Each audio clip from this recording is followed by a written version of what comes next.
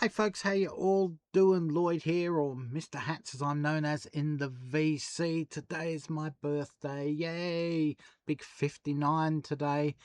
And I just want to show you some of the gifts I got for my birthday from Lynne.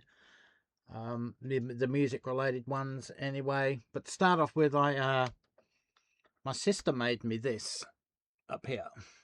It's diamond art, that's what they call it, and it's Pennywise the Clown, and she's had it framed obviously for me. I haven't taken off the corner protectors yet because I'm not sure exactly where I'm going to put it in the house.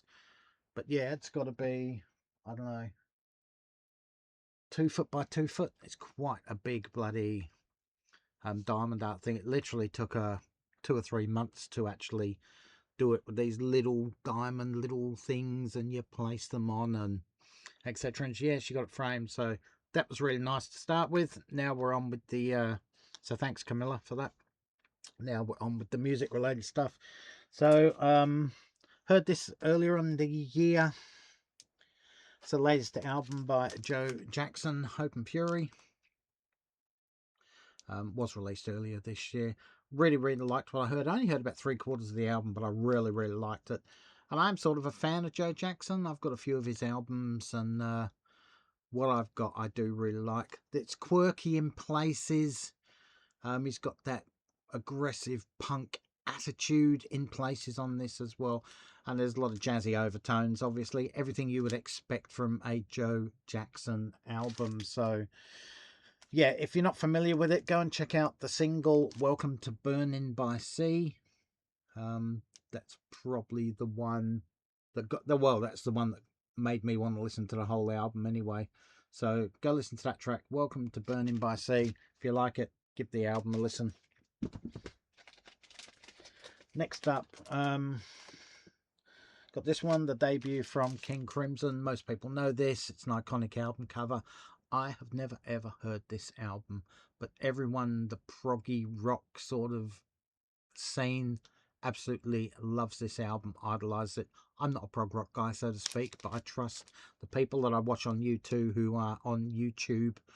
are and it's always in these best of lists. So I asked Lynne if she could possibly get me this. I like what I've heard by Robert Fripp as a guitarist when he's guested on other people's albums. I think he's a fabulous guitar player. He has a distinctive sound as well. So really looking forward, because I have no preconception over to what this album sounds like. So this is just I've got a blank slate here for this. So this is going to be very interesting and really looking forward to it. The third one, an album by a group I am not familiar with at all.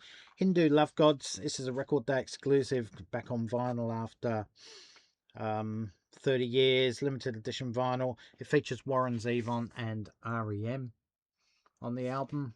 As I said, don't know nothing about this album. Mike, PC31, the vinyl policeman, actually showed this in one of his videos, and I queried it. Hey, what is it? Etc. He said you would absolutely love this album. So yeah, got that one as well. Again, another blank slate, know nothing about it, so this is going to be really interesting as well. Thanks for the recommendation, Mike. If it doesn't work out, you owe me the money, or I owe Lynne the money for the album, so it's on you, mate. Also, this one's from Record Store Day this year. There were 3 records I was trying to get Record Store this day. One was a 7-inch Paul Weller single. Even though I have gone off Paul Weller the last few years, I wanted to get the Record Store Day single. There was also a Crosby, Stills and Nash LP box set, which contained each of their debut albums in the box set on LP. Never managed to get that, but the one I was really wanting to get was the one that sold out literally within about 10-15 minutes at the 3 stores in Perth that had it. They had 10-15 copies each, all gone straight away. And it is the album by Bruno Mars, Collaborations. He was the world music ambassador for Record Store Day this year as well. So this is a Collaborations album. It's songs he's done with other people on their albums. So couldn't get it. Glad to finally get it. Lynn got this for me. She actually clicked the button twice and bought 2 copies, believe it or not. One sealed on the shelf. This one I've just opened. So I did get Rosé's album last year because it had the song Apata on it, which is slang for apartment in Korea. Lady Gaga, I'm a fan of Lady Gaga, so I actually bought her latest album with Die With A Smile for that anyway. I did buy Mark Ronson on CD back in the day for the Uptown Funk song from his Uptown Special album. The rest of them I didn't. I should get the Silk Sonic album where Bruno did all the vocals anyway, because there's a couple of tracks on there.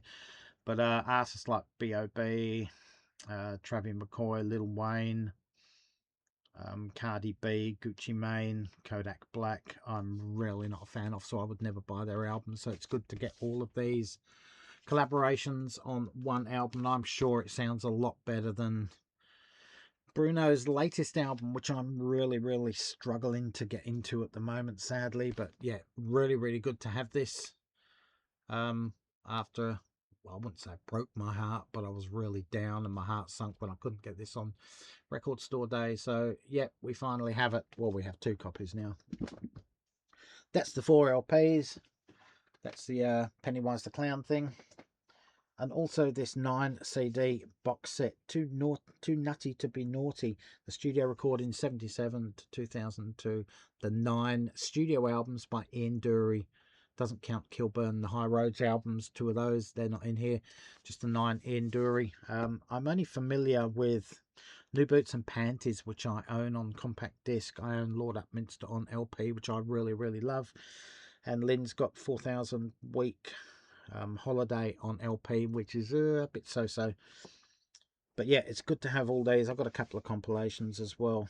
But anyway, inside this box, you have 2 separate little boxes in here. There's a 24-page soft cover book, which basically goes through, say, the albums, who plays on the albums, etc., the tracks, who wrote them, etc. So just the basics. Then you've got 2 individual hardcover, I guess, gatefolds, multi-gatefolds on here.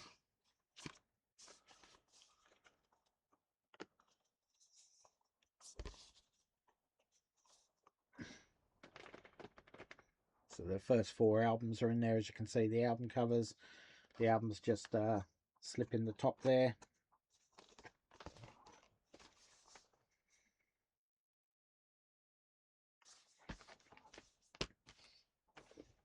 And the second one has 5 fold outs.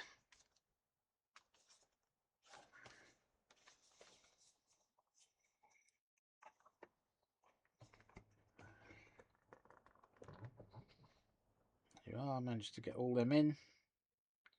And obviously the CDs are in the top and just slip in there again.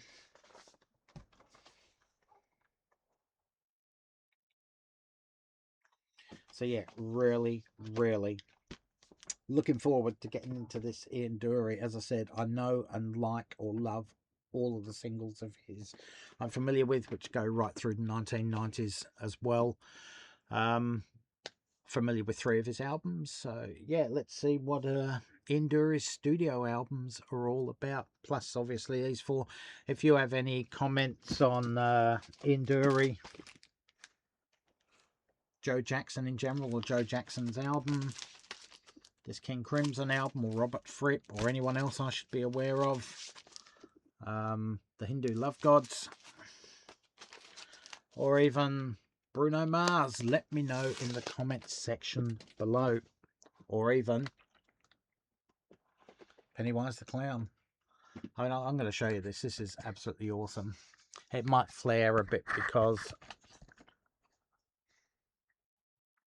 of the glass frame, but isn't that incredible? All those little dots are all individual little, well, I think they're plastic. I don't think they're glass pieces, but they create an absolute brilliant backdrop of Pennywise in the sewer there. So if you're familiar with Stephen King's Pennywise, you'll get it. So yeah, really good to get that. So yeah, that's it, folks. Obviously, let me know in the comment section below. Look, if you've made it this far through the video, at least give it the thumbs up. If you haven't subscribed, at least subscribe, guys. And I'm still one away from that 400, I believe, at the moment. The magic 400 subscribers. That pushes me into the next zone. So yeah, thanks for watching, guys, and stay safe, take care, all for now, catch you around, and bye, folks.